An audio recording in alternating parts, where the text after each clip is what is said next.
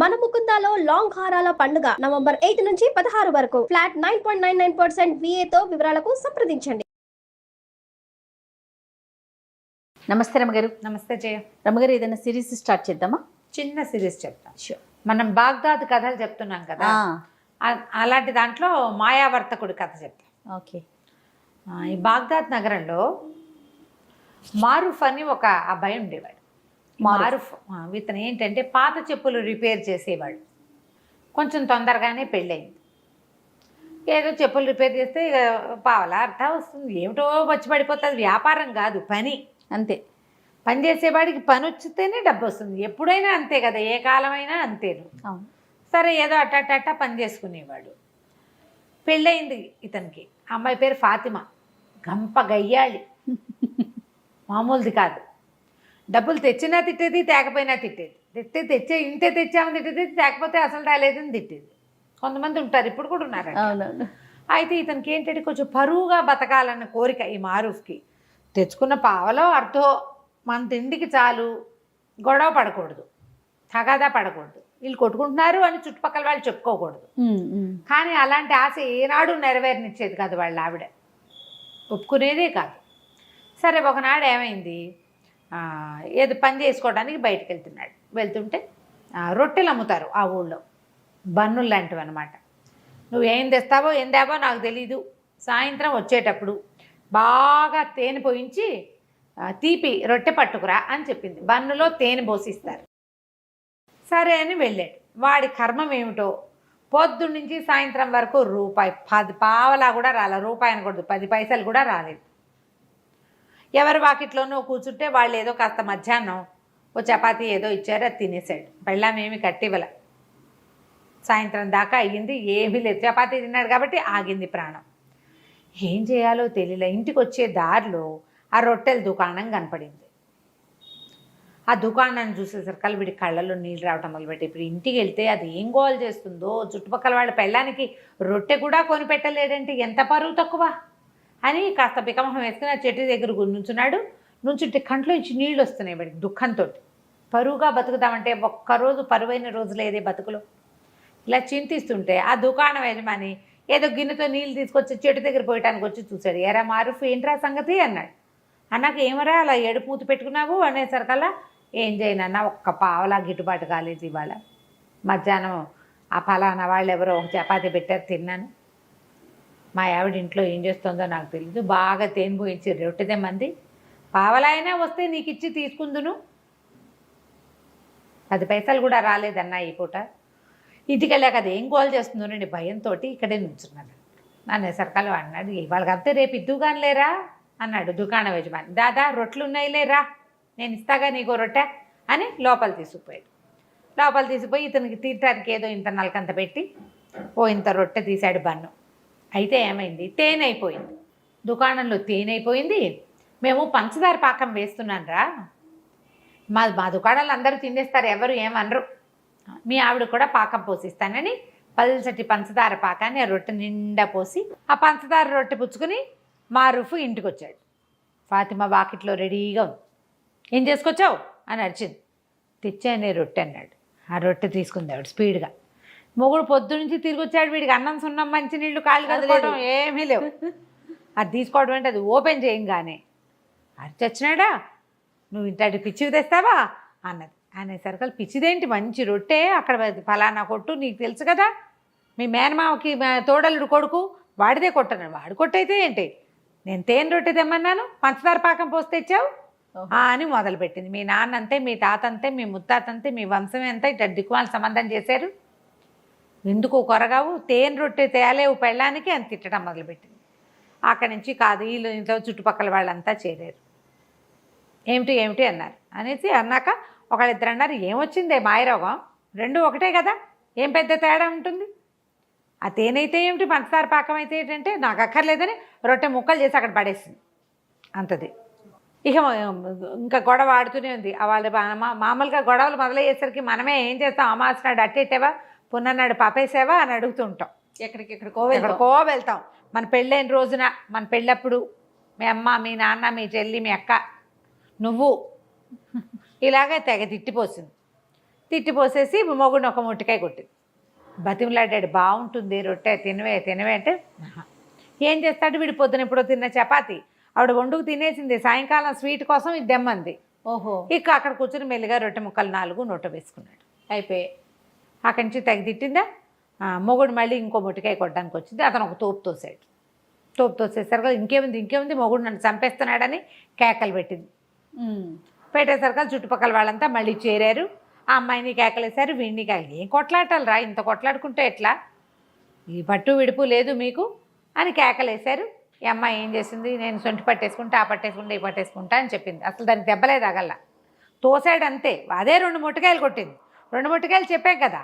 అక్కడి నుంచి ఏమైంది, తెల్లారేసరికల్లా పెళ్ళాం ఇంట్లో కనపడలేదు. ఏం చేస్తుందో అనుకున్నాడు. కొంచెం ఆవాడు ఆ పని ఈ పని చేసుకుని సామాన్లన్నీ సరి చేసుకుని మళ్ళీ చెప్పులు రిపేర్కి వెళ్ళాలి కదా. ఆ రిపేర్ సామాన్ల బ్యాగ్ సవరించుకుని వీడు బయటికి వెళ్ళబోతుంటే 2 సైనికులు వచ్చారు.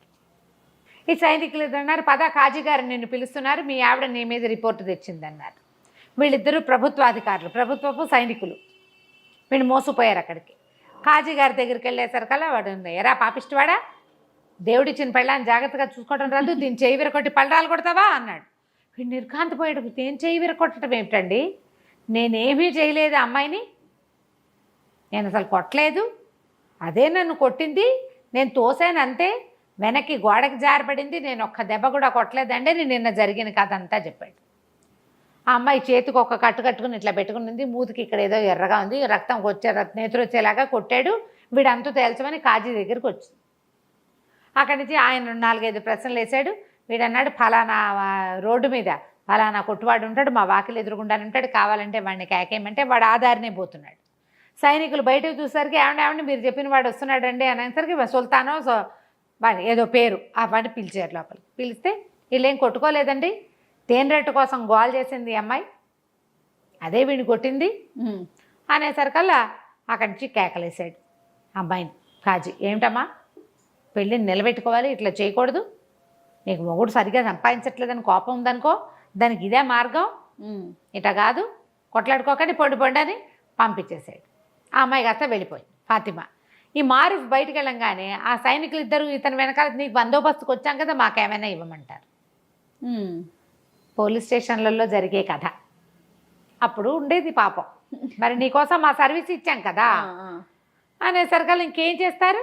వీడు ఏమైంది అటు ఇటు చూశాడు. అతను పొద్దున పూట వచ్చేటప్పుడు ఏవో సామాన్లు అవి పట్టుకొచ్చుకున్నాడు కదా, ఆ సామాన్లలో ఒక పావలా బెళ్ళుంది. ఆ పావలా చేతిలో పెట్టాడు. అన్నాడు, నన్ను వదిలేయండి, నా దగ్గర ఇంకేమీ లేదన్నాడు. తన ఇంటి వైపుకి నడిచి వెళ్ళాడు. ఈ లోపల ఎవరో చెప్పులు రిపేర్ అనేసరికల్లా అటువైపు వెళ్ళేసరికి మళ్ళీ 2 సైనికులు వచ్చారు. ఇంకో కాజీ గారి దగ్గరికి వెళ్ళింది ఈ అమ్మాయి. ఇంకో కాజీ దగ్గరికి వెళ్ళేసరికల్లా మళ్ళీ ఇంకో కాజీ గారి దగ్గర ఆయన పత్రం ఇచ్చాడండి అన్నా కూడా సైనికులు ఒప్పుకోవాలి. అట్లా కాదు, నువ్వు కాజీ గారి దగ్గరికి వచ్చి చెప్పు. ఈ అమ్మాయి తూర్పు వైపు కాజీ దగ్గరికి ముందు వెళ్ళింది, పడమటి వైపు కాజీకి దగ్గరికి మంచి. వీడిని ఎలాగైనా జైల్లో పెట్టాలి, మొగుడిని తన్నించాలి. కొంతమంది అలా ఉంటారు, తనకేం ఉపయోగపట్టలేదు కాబట్టి వాడిని చావగొట్టాలి, వాడి బుద్ధి రావాలి, వాడిని జైల్లో పడేయాలి. అప్పుడు కానీ వాడికి వాడిని కన్నా అమ్మా నాన్నకి బుద్ధి రాదు, పిచ్చి ధోరణి ఉంటుంది. అవునవును. అక్కడికి వెళ్ళేసరికల్లా ఆ కాజీ గారు అన్నాడు, అదేమిటి ఏం జరిగిందంటే, అయ్యా ఇట్లా కాదండి, ఏమీ జరగలేదు, మా అమ్మాయి ఆవిడ జూటా ఇల్జాములు తీసుకొస్తుంది అంతే, ఇది అబద్ధము. పొద్దుటి కాజీ గారు ఇచ్చిన కాగితం ఇదిగోండని కాగితం చూపించాడు. ఆ కాగితం చూసేసరికల్లా ఆ అమ్మాయి కేకలేశాడు ఆయన. ఆ అమ్మాయి అక్కడి నుంచి కూడా వెళ్ళిపోయి. ఈ సైనికులు మళ్ళీ 2 సైనికులు ఉన్నారు కదా, మాకేదైనా ఇవ్వమన్నారు. ఏమి ఇస్తాడు, తన దగ్గర చెప్పులు పని చేసే సామాన్లు తప్పిస్తే ఏమీ లేవు. సరే, అక్కడ ఏదో ఇనుప సామాన్లు కొట్టుంటే ఈ చెప్పులు బాగు చేసే 2 వస్తువులు అక్కడ అమ్మేసి తాకట్టు పెడితే ఏం రాదు. అవి వచ్చిన పావలా చెరుకో పావలా ఇచ్చాడు. చిచ్చి అనుకున్నాడు, నా బతుకు దిక్కుమాలి బతుకు, ఇక నేను ఇంటికి వెళ్ళాం అని చెప్పేసి అలా నడుచుకుంటూ వెళ్ళిపోయాడు. నడవగా ఎక్కడో నీరసం వచ్చాక ఓ చోట కూలబడ్డాడు. అక్కడ ఒక పురాతన పాడుపడిపోయిన ఇల్లు ఒకటి. ఆ ఇంటి దగ్గర కూర్చున్నాడు. అక్కడి నుంచి వాడికి తన జీవితం ఆలోచించుకుంటుంటే ఎంత దుఃఖం వచ్చిందో. నన్ను పొద్దున్న సైనికులు తీసుకెళ్ళారు, చుట్టుపక్కల అందరూ చూసారా, ఏం పరువు ఉంది నాకు. కాజీ ఇంట్లోకి వెళ్తా, ఆ కాజీ ఇంటి చుట్టుపక్కల వాళ్ళంతా చూసారా, అక్కడ కూడా నేను కాజీ ఇళ్ళు పుచ్చుకు తిరుగుతానంటే ఏదో వ్యాజ్యానికి వచ్చాననే కదా చెప్పుకుంటారు. 2 చోట్ల పరుగు పోయింది తెల్లవారి పొద్దున్నే. పోనీ అక్కడి నుంచి యువతలకు వచ్చి ఎక్కడో పని చేసుకుంటుంటే మళ్ళీ అక్కడికి 2 సైనికులు వచ్చారు. మళ్ళీ ఈసారి తూర్పు కాజీ అయ్యాక పడమటి కాజీ దగ్గరికి వెళ్ళా. పని చేసుకునే చోట పరువు పోయింది, కాజీ గారింటి దగ్గర పరువు పోయింది. పరువుగా బతకడానికి అవకాశం ఇవ్వట్లేదే ప్రభువు మనకి, అలా అవకాశం ఇవ్వట్లేదని పెద్ద పెట్టున ఏడవటం మొదలుపెట్టాడు. ఏడుస్తుండే సరకాల ఒక భారీ కాయంతో ఉన్న ఒకడు వచ్చాడు. ఎవరినైనా ఎందుకునైనా ఏడుస్తున్నావు అంటే నేనేం చెప్పను, నువ్వెవరు అన్నాడు. నేను ఎప్పుడో 300 ఏళ్ల క్రితం చచ్చిపోయా. ఈ ఇల్లు నాది. అప్పుడు 300 ఏళ్ల క్రితం ఆ ఇంటి మీద ఆశ చావక నేను ఇక్కడే బతుకుతున్నా. ఇల్లు పాడుపడిపోయింది క్రమంగా. నేను ఇక్కడే ఉంటా.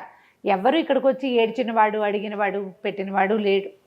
అంటే నీకు ఈ చెప్పుకుని ఏం ఇది ఉపయోగం, ఆరుస్తావా తీరుస్తావంటే ఆర్చగలను, తీర్చగలను, నీకేం కావాలో చెప్పు అంటే ఎక్కడికైనా సరే నేను హాయిగా బతకడానికి ఒక ప్రదేశం కావాలి, నాకు పరువుగా బతకాలి, నేను ఎక్కడికైనా తీసుకెళ్ళి అంటే నగరంలో దింపుతానన్నాడు. బాగ్దాద్ నగరం వద్దు, బాగ్దాద్ నగరంలో తూర్పున నా పరువు పోయింది, పడమటిన నా పరువు పోయింది, నేను బతకలేను అంటే ఆయన ఏమన్నాడు, సరే నా వీపు మీద కూర్చో, నిన్ను నేను తీసుకెళ్తానని చెప్పేసి తీసుకెళ్ళిపోయాడు.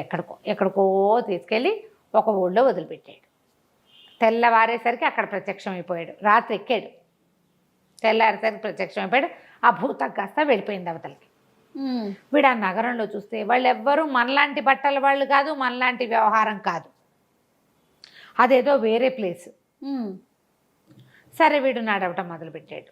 వారా వీరా అందరూ అడుగుతున్నారు, ఏ ఊరు, నువ్వేం వ్యాపారం చేస్తావు, నీకేమొచ్చు, నీకేం చేస్తావు, అది ఇది, మీదే ఊరు అంటే ఇతను ఏం చెప్పాడు, బాగ్దాద్ అని చెప్పాడు. బాగ్దాద్ నుంచి ఎప్పుడు బయలుదేరావు అని అడిగారు. అడిగితే నిన్న రాత్రే అన్నాడు. అనగానే పక్క నవ్వారు. ఏమిటి బాగ్దాద్ ఇక్కడికి ఎంత దూరమో తెలుసా, బళ్ళ మీద వచ్చినా 1 ఏడాది పడుతుంది. ఇక్కడి నుంచి వ్యాపారానికి వెళ్ళే వాళ్ళు ఉంటారు, సంవత్సరం పడుతుంది అక్కడికి వెళ్ళటానికి. రాత్రికి రాత్రే ఎలా వస్తావు, మతిగాని పోయిందా నీకు, పిచ్చివాడని అందరు నవ్వుతున్నారు. అయితే ఆ సమయంలో ఒక ఆయన అక్కడికి వచ్చాడు, ఒక వ్యాపారస్తుడు. చూసి ఎవరు ఏమిటి అని అడిగి మిగిలిన వాళ్ళందరినీ కేకలేసాడు. ఏంటి పై ఊరు నుంచి ఎవడో వస్తే ఆయన ఏం నిద్ర సరిగ్గా లేదో, అందుకని ఏదో తీర్పుమరుపుగా చెప్తున్నాడు, నేను మాట్లాడతాను, మీరంతా పొండి అని అందరినీ కేకలేసి అతన్ని తీసుకొచ్చాడు. తనతో పాటు ఓ సావడి లాంటి చోట కూర్చోబెట్టాడు. ఆ చావట్లో భోజనశాల ఒకటి ఉంది వెనకాల. వాళ్ళని కేకేస్తే వాళ్ళు వేడి తేనీరు 2 రొట్టెలు పట్టుకొచ్చారు. చేరుకో 2 రొట్టెలు తిన్నారు, టీ తాగారు. టీ తాగాక అతను అడిగాడు, ఏ ఊరు మీది, ఎవరు ఏమిటి అంటే బాగ్దాద్ నగరం, ఇట్లా పరుగు పోయిందని నేను ఊరు నగరపు చివర్లో శివార్లలో ఉన్న ఒక పాత ఇంట్లో పడుకుని ఏడుస్తుంటే ఓ భూతం నన్ను ఇక్కడ దింపిందంటే ఆయన ఆశ్చర్యపోయాడు. అవునా అనేసి బాగ్దాద్ నగరంలో మీది ఏ ఊరు, ఏ ప్లేసు అన్నాడు. ఎర్రవీధి అంటారు దాన్ని, లాల్ బజార్ అనమాట. ఎర్రవీధి అండి అంటే ఆ ఎర్రవీధిలో ఎన్నో ఇల్లు మీద అన్నాడు, ఫలానా ఇల్లు అన్నాడు. అక్కడక అత్తర్ సాహిబ్ ఒక ఆయన ఉండాలి కదా, అత్తర్ల వ్యాపారం చేసేవాడు ఆయన ఉన్నాడా అన్నాడు. ఉన్నాడు. ఎంతమంది పిల్లలు, ఆయనకు 3 కొడుకులు, ఏం చేస్తున్నారు అన్నాడు. పెద్ద అతనేమో మదరసాలో టీచరు, రెండో అతను దర్జీ, మూడో వాడు చిన్నప్పుడే లేచకపోయాడు, చిన్నప్పుడే వెళ్ళిపోయాడు. నా వయసు వాడే, కాస్త 1-2 ఏళ్ళు పెద్దవాడు. మేమిద్దరం చిన్నప్పుడు కలిసి ఆడుకునే వాళ్ళం. వాళ్ళ ఇంట్లో నుంచి అత్తర్ సీసాలు తెచ్చి ఇచ్చేవాడు మా ఇంటికి. మా ఇంట్లో వాడిచ్చిన అత్తర్ సీసా ఇంకా నా దగ్గర ఉంది. వాడు చాలా మంచివాడు, నా చిన్నప్పటి స్నేహితుడు. అంటే వాడు బాగా నడిచాడు ఆ వ్యాపారస్తుడు. నేనేరా నాయన ఆలీ వాడి పేరు, నేనే ఆలీని. నేను చాలా కష్టాలు పడ్డాను. మా చిన్నప్పుడు వాళ్ళ నాన్న కొడితే ఇంట్లో నుంచి లేచక్కపోయాడు. ఆ లేచక్కపోయిన వాడు అలా తిరుగుతూ ఈ నగరానికి చేరి ఇక్కడ ఉండిపోయాను, ఇక్కడ స్థిరపడ్డాను, వ్యాపారం చేసుకుంటున్నాను, నువ్వు ఒక పంచి. ఇక్కడ ఏంటంటే ఇదంతా వ్యాపారస్తుల కోడళ్ళు ఇవి, ఇక్కడంతా వ్యాపారస్తుల పేరు గొప్పే నడుస్తుంది. నేను నీకు ఒక కంచరగాడిదని ఇస్తా, డబ్బులు ఇస్తా, వ్యాపారస్తుడు అన్న సినిమా ఇవ్వాలి వీళ్ళకి. నువ్వు ఎవరేది అడిగినా సరే మా దగ్గర ఉన్నాయి, బిడార్లో వస్తుందని చెప్పు, దానం చేయి ప్రతి వాళ్ళకి, సరేనా అన్నాడు. సరే అన్నాడు. వీడు చక్కగా ఆ పంచలో పడుకుని నిద్రపోతే తెల్లవారేసరికల్లా ఆ ఆలీ ఏం చేశాడు, ఓ 1000 దినారాలు ఒక కంచరగాడిదని పంపించాడు. ఇతను ఏం చేశాడు, డబ్బులతోటి చక్కగా అక్కడ బజార్లో బట్టలు కొనుక్కుని చక్కటి బట్టలు వేసుకుని, కుర్రాడు కదా ఇతను, బాగున్నాడు, స్ట్రాంగ్గా ఉన్నాడు. అక్కడి నుంచి 1000 దినారాల సంచులు వేసుకుని కంచరగాడి దెక్కి వ్యాపారస్తుల కూడళ్లలోకి వచ్చాడు. చక్కగా దగదగామానంగా మంచి బట్టలు వేసుకుని ఉన్న వాడిని చూసేసరికల్లా ఎవరు అక్కడ ఏంటంటే ఇలా కొత్తగా పై ఊళ్ళ నుంచి వచ్చిన వాళ్ళ వేషం తెలిసిపోతుంది, మొహము భాష కూడా. మీ దగ్గర ఏమున్నాయి వస్తువులు అని, వస్తువులు కొనుక్కోవటం కోసం అనమాట. మీ దగ్గర ఏమున్నాయి, అవి ఉన్నాయా, ఇవి ఉన్నాయా, మీకు పట్టు వస్త్రాలు ఉన్నాయా, మీ దగ్గర సుగంధ ద్రవ్యాలు ఉన్నాయా, అక్కడి నుంచి ఏమో ఇవి ఉంటాయి కదా మన మిరియాలు, అవి స్పైసెస్ అవి ఉన్నాయా, ఇవి ఉన్నాయి అంటే ఓహో బేళ్ళు ఉన్నాయి, కొల్లలు ఉన్నాయి, నా దగ్గర అవి ఉన్నాయి, నా దగ్గర ఇవి ఉన్నాయని చెప్పాడు. వాళ్ళు ఏది అడిగితే అది ఉందంటాడు. అక్కడి నుంచి ఒక ముష్టివాడు ఎవడో వస్తే ఇట్లా బ్యాగులో చేయి పెట్టి ఒక గుప్పెడు డబ్బులు తీసి ఇచ్చాడు. వీళ్ళు ఆశ్చర్యపోయి వీడు తుంపదేగా భలే ఇస్తున్నాడే అని ఆశ్చర్యపోయారు. అక్కడి నుంచి మసీదు వేళ అయింది, మధ్యాహ్నం ప్రార్థన ఒక సమయం అవుతుంది కదా. ప్రార్థన సమయంలో ఏం చేశారు, అందరూ ప్రార్థనకు రండి హుజూర్ మీరు కూడా అని ఈయన కూడా తీసుకుపోయారు. లోపలికి వెళ్ళి ప్రార్థన చేసిన తర్వాత ఈ సంచులు చేయి పెడతాడు, ఓ గుప్పెడిటు ఓ గుప్పెడిటు ఓ గుప్పెడిటు ఓ గుప్పెడిటు చొప్పున దానం చేసేస్తున్నాడు. ఆశ్చర్యపోయారు. సరే భోజనశాలకు తీసుకుపోయారు. ఇవాళ భోజనం నా ఖర్చు అని అందరికీ భోజనం 100 దీనారాలు పెట్టి భోజనం పెట్టి చేశాడు. చాలా ఆశ్చర్యపోయారు. ఆశ్చర్యపోయి ఎప్పుడు వస్తుంది మీ బిడారు ఏమిటంటే, వస్తుంది, నేను ముందు వచ్చేసాను, చాలా సామాన్లు ఉన్నాయి, 500కి పైగా గాడిదలు, అవన్నీ రావాలి. బిడారు వచ్చాక మీకు ఎవరికి ఏది అంటే వ్యాపారస్తులు బిడారంటే రావాలి కదా, ఒక సమూహంగా కొన్ని వందల బళ్ళు కలిసి వస్తాయి. నేను తొందరగా వచ్చేసాను, అవన్నీ ఏర్పరిచి నేను వచ్చేసాను అన్నాడు. అక్కడి నుంచి దానం అన్నాడు. ఇక్కడ చాలామంది ఉన్నారు బిచ్చగలు. ఈ లోపల ఒక ముసలి బిచ్చగత్తకి దానం చేస్తే ఆ బిచ్చగిత్త పోయి ఎవరికో చెప్పింది. ఓ 25 మంది వచ్చారు.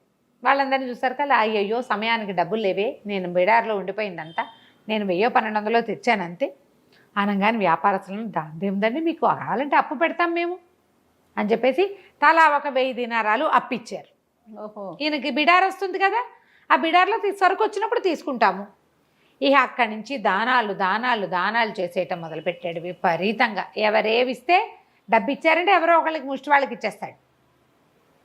ప్రజలు వీళ్ళంతా ఆశ్చర్యపోతున్నారు. క్రమంగా రోజులు గడిచే కొద్దికి ఆ బిడార్ వచ్చే జాడలేదు, వీడికేమో అప్పు పెరిగిపోతుంది. డబ్బులు అయిపోయినా ఇవ్వండి అంటాడు. వాడికి పరువుగా ఉండాలి, వాడి కోరిక అది. పరువు అంటే దాన ధర్మాలు అలాంటివి చేస్తూ ఉండాలి. బాగా ఎంత గొప్ప అనుకోవాలి, తన సొమ్ము కాదు మళ్ళీ. అలాగే చేశాడు. చేయగా రోజులు గడిచేసరికి వ్యాపారస్తులకు భయం పట్టుకుంది. 60,000 దినారాలు అప్పు పడ్డాడు వాడు.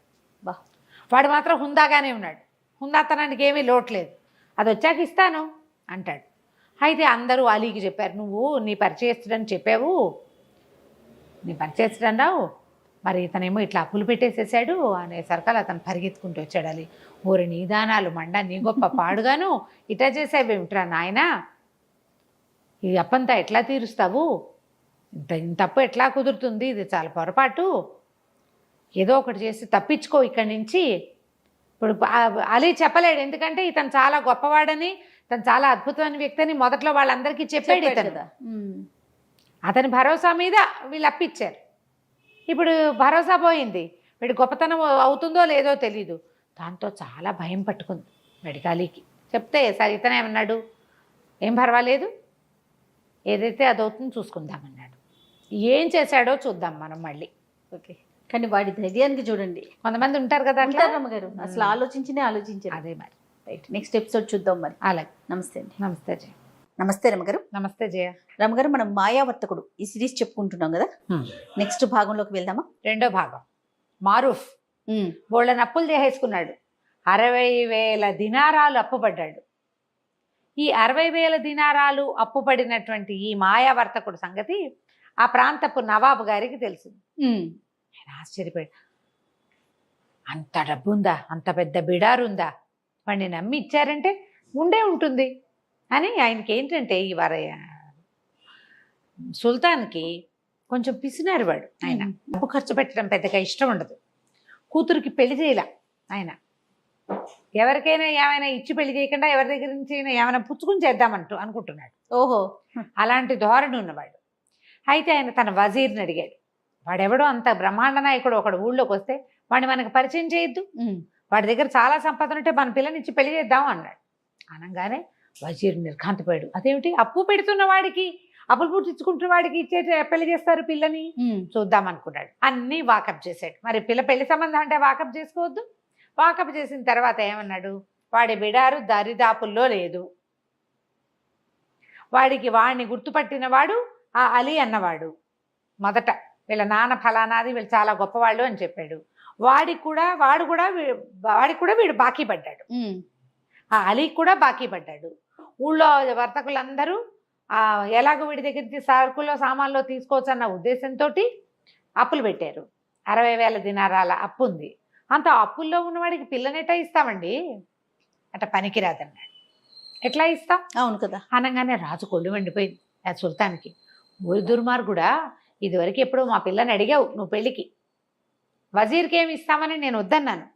నువ్వు ఊరుకుని ఇంకో పెళ్లి చేసుకున్నావు. కానీ అది మనసులో పెట్టుకుని మా అమ్మాయికి గొప్ప వర్తకుణ్ణి ఇచ్చి పెళ్లి చేసే అవకాశాన్ని నువ్వు చెడగొడుతున్నావు. వెళ్ళిపోవు నా కళ్ళ ముందు నుంచి అన్నాడు. అనగానే వజీర్ నాలుగు ఖర్చుకుని మీ ఇష్టం అండి, మాట్లాడి పెట్టమంటే మాట్లాడతా. సరే అక్కడి నుంచి వజీర్ ఇంకేం చేస్తాడు, వజీర్ ఉద్యోగం ఊడిపోయేలాగా ఉంది. అంతేగా. విడిపోయి మారూఫ్ దగ్గరికి వెళ్ళాడు వజీర్. వెళ్ళి రండి రాజుగారి మన సుల్తాన్ని కలుద్దురు కానీ అని చెప్పేసి సుల్తాన్ దగ్గరికి కల్పించాడు.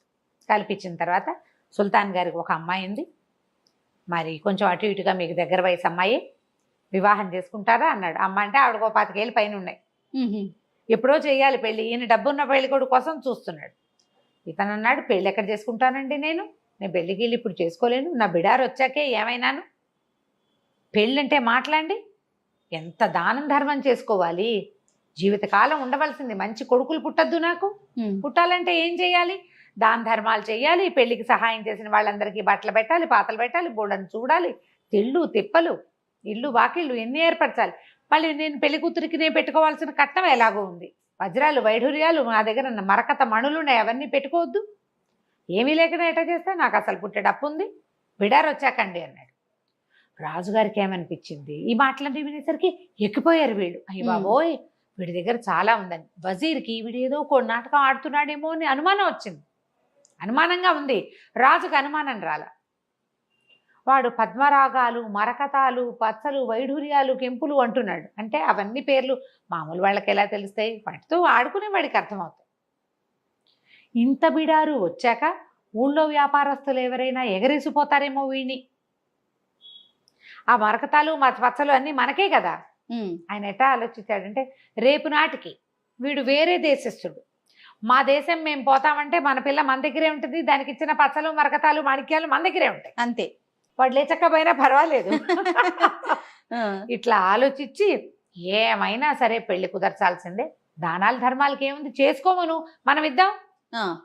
ఆయన పెళ్లి కుమారుడు చేసుకోదలుచుకున్న దాన ధర్మాలకి వేటికి అడ్డం లేకుండా పోసేయండి, డబ్బులు మనతో ఉన్న బొక్కసం అంతా ఆయనకి ఇచ్చేసేయండి, ఆయన పిల్లకి ఏం పెట్టుకోదలుచుకున్నాడో అవన్నీ పెట్టుకోమనండి. అంటే డబ్బులుగా వస్తువులు ప్రత్యేకాలని చెప్తున్నాడు చూడు, బిడారు వచ్చాకే పెడతాడు, అమ్మాయికి చెప్తాం ఆ మాట. అక్కడ ఏంటంటే స్త్రీధనం ఇచ్చి పెళ్లి చేసుకునే విధానము ఈ జాతుల్లో బహుశా ఉన్నది, ఆ కథలో అట్లా కనపడుతుంది. స్త్రీధనం ఇవ్వాలంటే అమ్మాయికి ఒక 25,000 దినారాలు, అమ్మాయి ఒక బొక్కస ఉంటుంది ప్రత్యేకంగా, వాళ్ళకి బొక్కస అంటే ధనాగారం అనమాట, ఓ బాక్సులో పోసి ఇస్తారు. అది ఆ అమ్మాయికి రేపొద్దున సేఫ్టీ, వీడు వదిలేసి వెళ్ళిపోయినా ఏదైనా అయినా ఆ డబ్బు ఆ అమ్మాయిది. దానికి ఉర్దూలో ఒక ఖచ్చితమైన పేరుంది, ఇప్పుడు సడన్ నిన్న గుర్తుంది, వాళ్ళ జ్ఞాపకం రావట్లేదు. ఇప్పుడు పెళ్లిళ్లలో కూడా ఉందిట, అమ్మాయికి ఇవ్వటం ప్రత్యేకంగా ఉన్నది. కొన్ని కుటుంబాల్లో ఖచ్చితంగా అమ్మాయికి స్త్రీధనం పుట్టింటి వాళ్ళు కాదు, కాబోయే భర్తే ఇంత ఇస్తాము అని చెప్తారు, అదే ఆ అమ్మాయిదే. బాగుంది, ఆచారం అయితే చాలా బాగుంది కదా.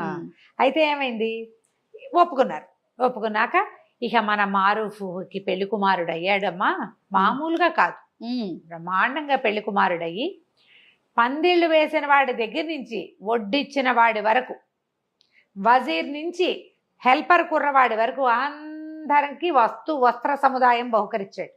పెళ్లి కుమార్తెకి 50,000 దినారాలు చదివించాడు, 5 రోజులు విందు చేయించాడు, అన్ని మంగారు డబ్బులతోటి.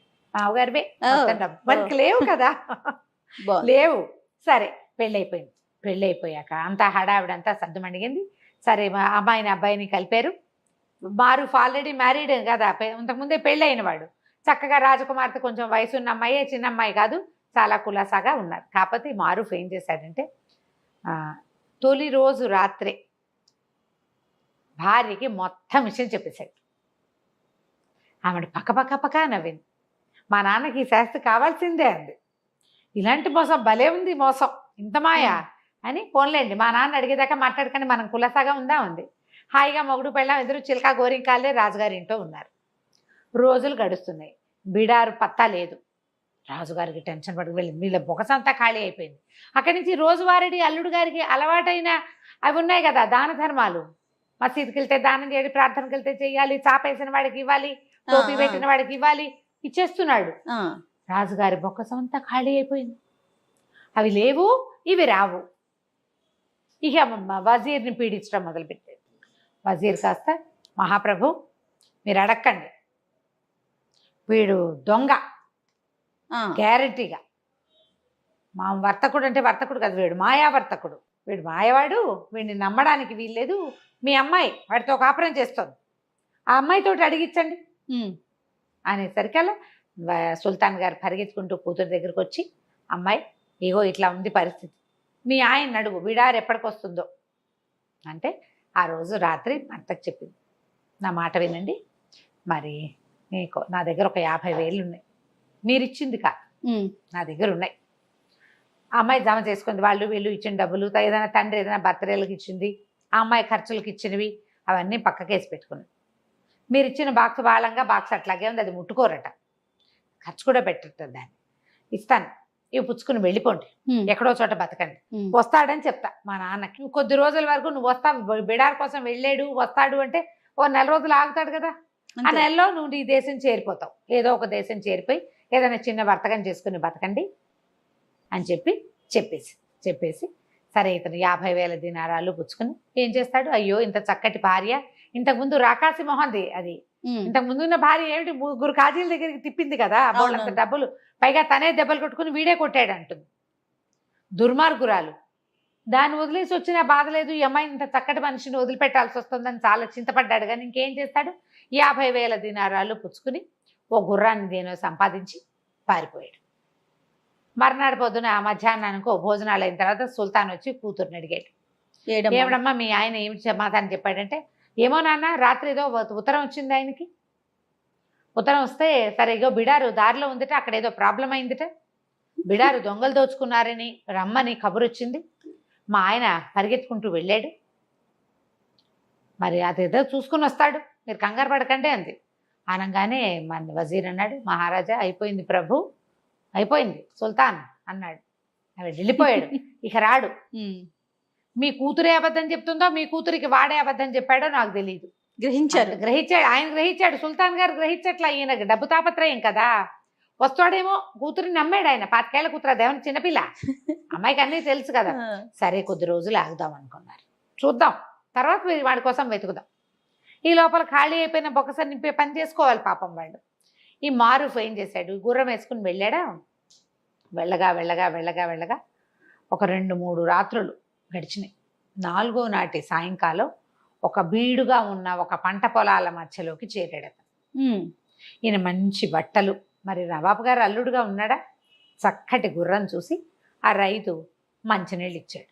ఇక్కడ ఏమైనా ఆహారం దొరుకుతుందా, ఆకలి దహించుకుపోతుందంటే, బాబు ఏదండి చిన్న ఊరండి, మీలాంటి గొప్పవారికి ఆహారం సరిపడా ఇవ్వగలిగే ఊరు కాదు, నేను ప్రయత్నం చేసి వస్తా, ఇదిగో ఇదేదో తాగండి అని ఒక షర్బత్ ఏదో తెచ్చుకున్నాడు వాడు, చిన్న ముంతలో పోసుకుని ఇచ్చి, మరి చెట్టు కింద ఉండండి, మీకు ఏదైనా ఆహారం ఏర్పాటు చేసుకొస్తాను బాబు అంటే ఒక 2 దినారాలు వాడి చేతిలో పెట్టాడు. సరే వెళ్ళిపోయాడు, అతను వెళ్ళిపోయాడు. ఈ మారూఫ్ ఇప్పటికీ కొన్ని నెలలుగా వ్యాపారస్తుడిగా ఉంటున్నాడు, సహజంగా కష్టజీవి కదా వాడు. ఏమైంది, ఒక అరక దున్నుతున్నాడు, ఆ రైతు పొలం దున్నుతున్నాడు, 2 ఎడ్లు కట్టి నాగలి కట్టుంది. పాపం వీడెవడో మనిషి కనపడేసరికల్లా తిండి ఏర్పాటు చేస్తానని వెళ్ళాడు. వాడు వచ్చే లోపల 2 పర్రాలు దున్నితే కనీసం వాడు కాస్త సంతోషిస్తాడని ఇతను ఏం చేశాడు, ఆ జాట్లోకి పోనిచ్చాడు, ఎద్దుని దున్నడానికి 2 ఎడ్లని హే అన్నాడు. కానీ దానికి ఇట్లా జాలుగా ఉంది. మామూలుగా ఎలా ఉంటుంది, అరక ఒక రౌండ్లో దున్నుతారు కదా, దానికి ఒక గీత కనపడుతూ ఉంటుంది. ఇతనికి అలవాట్లేక హే అనేసరికల్లా అవి ఇట్లా పోకుండా ఇట్లా పోయినాయి పక్కకి. ఈ పక్కకి పోయేసరికల్లా ఈ నాగలి ఇంకో పక్కకి లాగింది. మొదటి గీతలో లేదు, 2వ గీతలో ఉందన్నమాట. ఆ గీతలోకి వెళ్ళి ఎక్కడో పట్టేసింది. ఎంత హేయన్నా హాయన్నా ఏమీ రావటాలి. ఇతను కొంచెం గట్టిగా అదిరిచ్చి తను కూడా అరక పుచ్చుకొని లాగడానికి ట్రై చేశాడు. కింద ఏదో పట్టుకుపోయినట్టు అర్థమైంది. సరే ఏం చేశాడు, అరకని వదిలిచ్చి ఆ పక్కన ఏదో పలుగు గుణప ఉంటే అది తవ్వాడు. తవ్వితే కింద ఒక పెద్ద స్క్వేర్గా ఒక రాతి పలక లాంటిది ఉంది.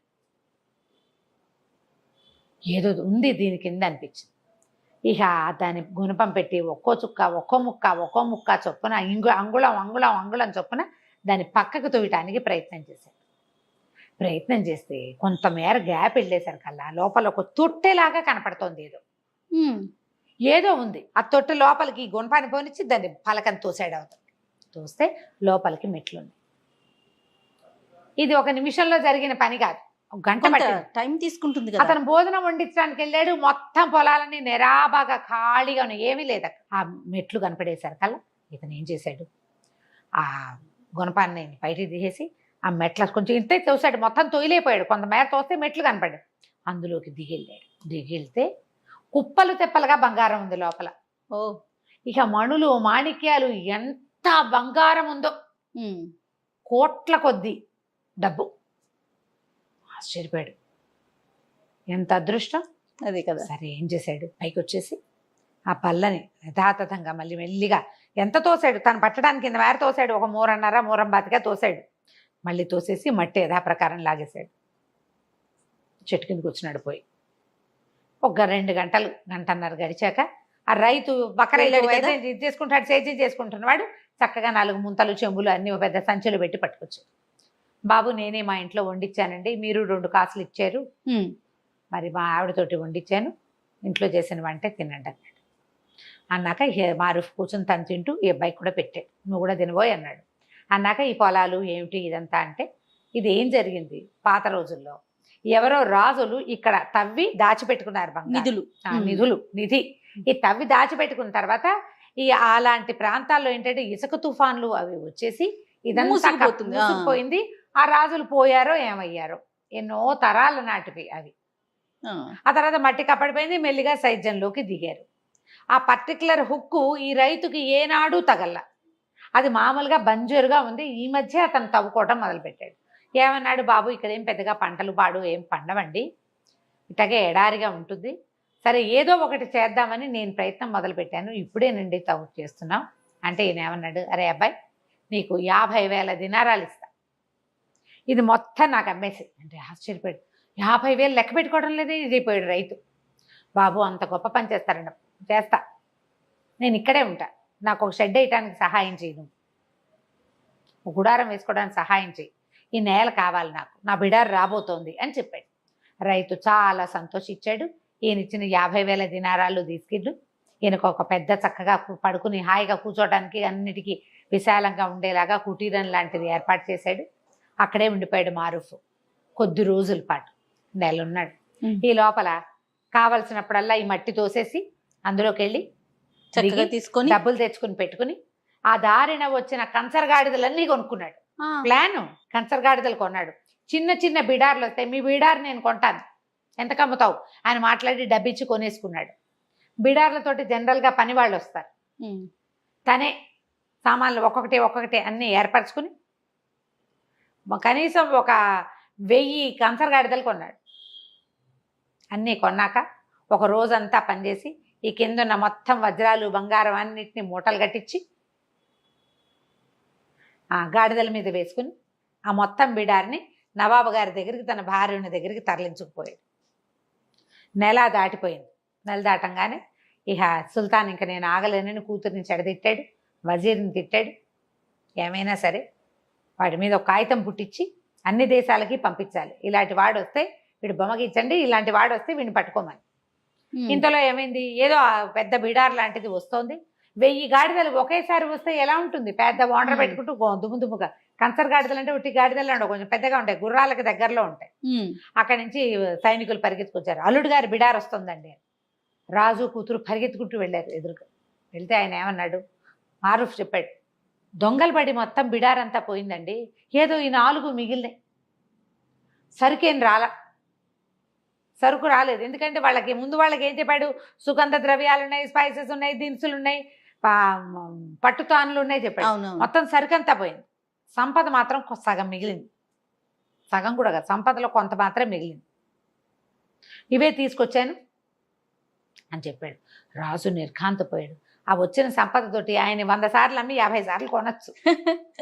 చాలా ఆశ్చర్యపోయాడు. మొత్తం గాడిదలు తెచ్చిన అవన్నీ వీళ్ళు దాచుకోవటానికి ఒక పెద్ద బిల్డింగ్ కట్టుకోవాల్సి వచ్చింది వాళ్ళు. అంతుంది ఆ కింద. ఆ తర్వాత మారుఫే ఆ రాజ్యానికి సుల్తాన్ అయ్యాడు. అప్పులన్నీ తీర్చేశాడు. అప్పటి నుంచి పిచ్చిదానాలు మానేశాడు. వ్యాపారం చేయటం మొదలుపెట్టాడు. తన స్నేహితుడు అలీని సహాయకుడుగా పెట్టుకున్నాడు.